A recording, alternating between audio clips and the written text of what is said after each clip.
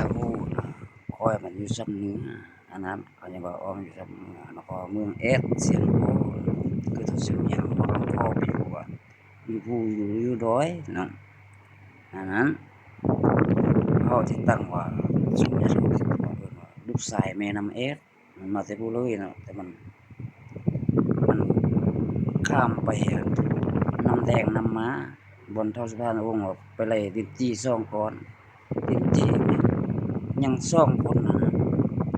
เอาจนสิได้จี้อะนะนั้นจี้เอา2คนนั้นนำมาแม่งนำมาแหมจออาจจะแดงหั่นนะเอานำมาน้ำแดงเวียดนั้นก็ชื่อว่าเขาเป็นลูกชายแม่น้ำเอสก็ถึงตั้งเมืองเอสเสียงเคาะ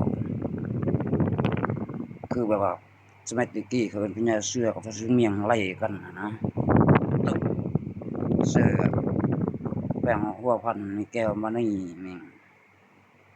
นั้นสำเนือเขาเอิ้นว่าไก่โต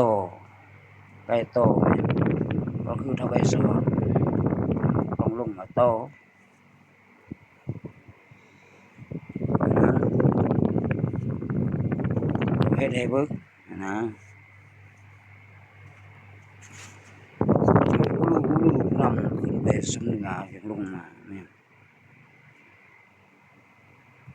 เขาก็จะให้อัน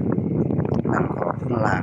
แฟกคนล่างนะเฮ็ดลุงในวัดเป็นพญาเสือนำนั่นน่ะนำไปจำสำเนือเขาคำตกเป็นนิทานว่าไปว่ามาคือคนเดียว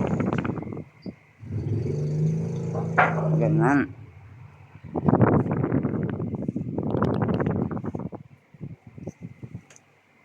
เดี๋ยว